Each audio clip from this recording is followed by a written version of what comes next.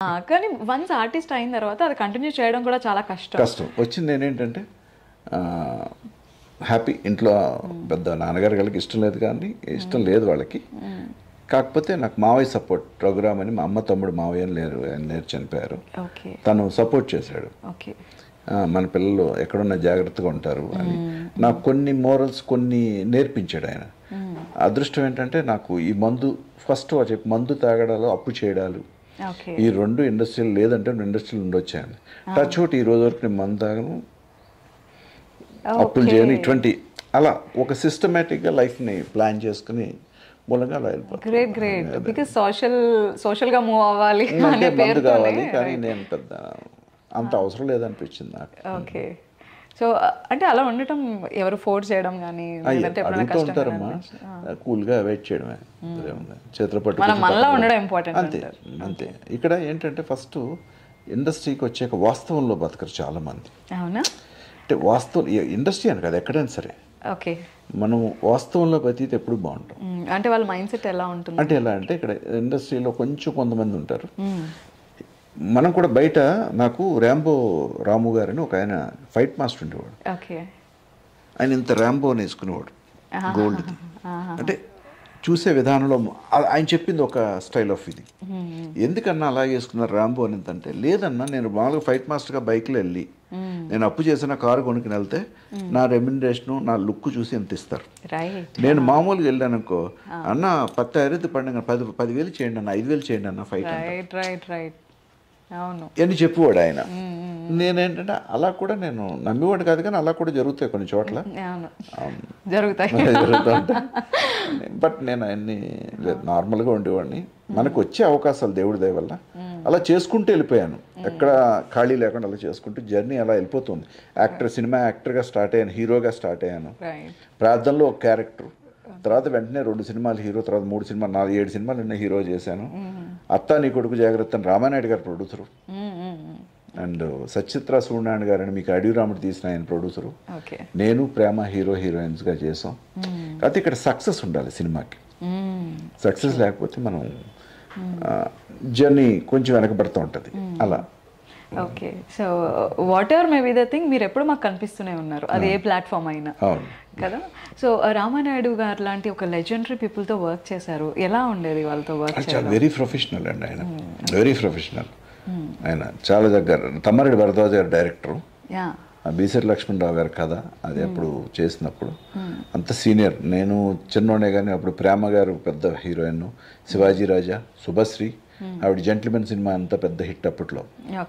ఆవిడ వీళ్ళందరి మధ్యన జయసూద గారు, జయచిత్ర గారికి, నేను జయచిత్ర గారి కొడుకు క్యారెక్టర్ నాది. అలా పెద్దోళ్ళతో యాక్ట్ చేయడంతో కొంచెం మనకు ఆ మెడుకులు నేర్చుకోవచ్చు. సో హీరోగా స్టార్ట్ చేశారు ఆర్టిస్ట్ గా కెరియర్ అయితే, సో ఆ తర్వాత క్యారెక్టర్స్ చేయాలని క్యారెక్టర్స్ అంటే వచ్చి చేసుకుంటూ వెళ్ళిపోయానమ్మా. మీరు ఫిక్స్ అవ్వలేదు? నేను హీరోనే అదేం లేదు, హీరోగా చేశాను, ఆడలేదు, క్యారెక్టర్స్ వస్తున్నాయి చూద్దాం. ఎక్కడ ముందు వర్క్లో ఉండాలి. ఎప్పుడన్నా చాలామంది పిల్లలు చెప్తూ ఉంటాను ఈ మధ్య, డైరెక్షన్ చేసేవాళ్ళకి కానీ డైరెక్టర్ స్క్రిప్ట్లు పట్టి చాలామంది తిరుగుతుంటారు పాపం. పనిలో ఉన్నవాడికే పని వస్తుందమ్మా ఇక్కడ. మీరు యాక్టర్గా ఒక పని చేస్తున్నారు అనుకోండి, పని ఉండగా పని వస్తుంది. ఒక అసోసియేట్ డైరెక్టర్ కానీ కో డైరెక్టర్ కానీ వీళ్ళు పని చేస్తుండగా సర్కిల్ వస్తూ ఉంటుంది, కూడా ఉన్న ఫ్రెండ్స్ పరిచయం అవుతుంది, అది ప్రొడ్యూసర్లతో కొంచెం ర్యాప్ వస్తుంది, అటువంటి కథ నేరేట్ చేయొచ్చు. అందుకని వర్క్లో ఉండాలి అనుకున్నాను తప్ప నేను హీరోనా విలనా ఇలా అనుకోలేదు, ఎప్పుడు వర్క్లో ఉండాలి. అండ్ మనం ఇండస్ట్రీకి ఎలా ఎంటర్ అయ్యాం, లేదంటే రాగానే ఎలాంటి రోల్స్ చేసాం అదే మళ్ళీ అడుగుతారు. అంటే ఒక ఫ్రెండ్ క్యారెక్టర్ చేస్తే మళ్ళీ అన్ని ఫ్రెండ్ అడుగుతారు, పోలీస్ అడిగితే పోలీసే చేపిస్తారు. సో అలా అని కూడా చాలా మంది ఆగిపోతుంటుంటారు, నాకు నచ్చే క్యారెక్టర్ వచ్చే వరకు నేను చేయొద్దు అని ఆగిపోతుంటారు. అది కాన్ఫిడెన్స్ లెవెల్స్ వాళ్ళకి ఉండాలి. నేనేంటంటే ఎందుకు ఖాళీగా ఉండడం, చేద్దాం సరదాగా, మనకి రోజు ఎక్స్పీరియన్సే కదా. ఒక్కొక్క డైరెక్టర్ ఒకలా వర్క్ చేస్తుంటాం, ఒక స్టైల్ ఆఫ్ వర్క్ మనకి అలవాటు. Okay, so you want to experience the life. Okay, so what do you define life, sir? What is life? Life ఏందమ్మా, చేసుకుంటూ వెళ్ళిపోవడమే. మనం ఎవరికి ఏమీ లేదు, మనం సరదాగా వచ్చిన పని సరదాగా హ్యాపీగా పని చేసుకుంటూ వెళ్ళిపోవాలి. ఏదో రోజు బ్రేక్ వస్తుంది. ఇక్కడ ఇండస్ట్రీ ఎప్పుడు ఎవరిని వదిలేదు, ఎవరిని వదలదు. కాబట్టి నా ఉద్దేశం సిన్సియర్గా వర్క్ చేస్తే ఎప్పటికీ అట్లానే ఉంటాం.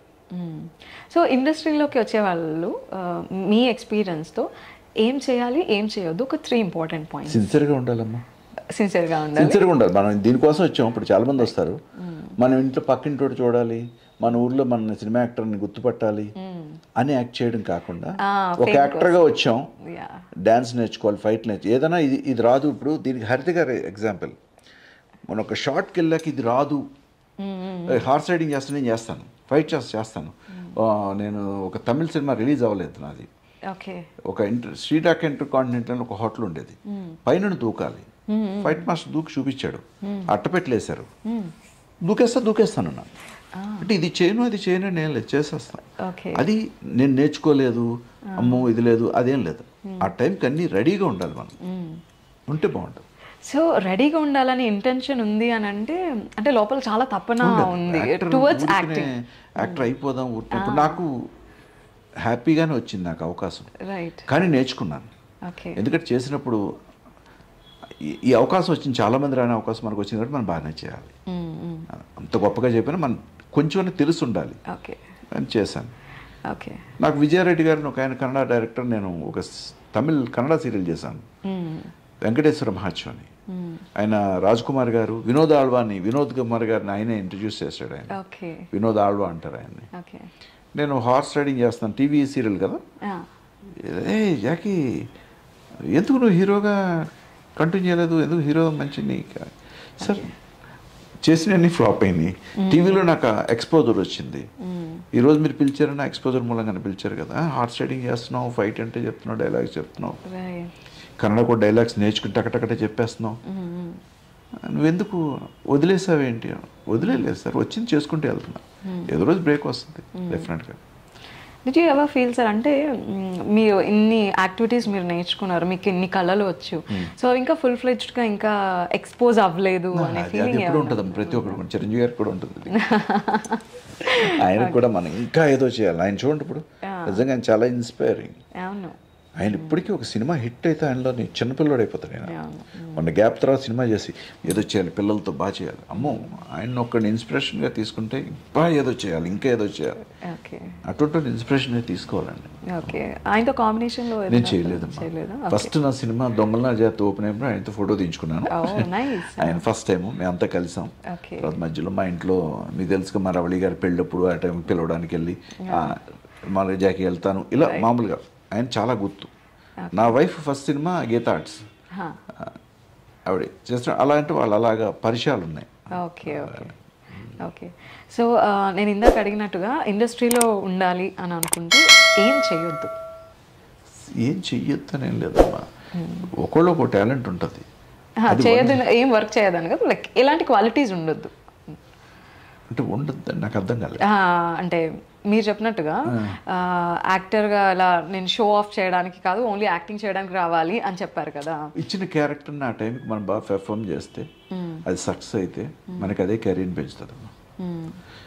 మీకు బాడీ లాంగ్వేజ్ ఉంటుంది, నాకు బాడీ లాంగ్వేజ్ ఉంటుంది, మీదో డిక్షన్ ఉంటుంది, నాదో డిక్షన్ ఉంటుంది. అది ఆడియన్కి పట్టాలి. పట్టిందంటే ఆడియన్ ఇష్టపడ్డాడంటే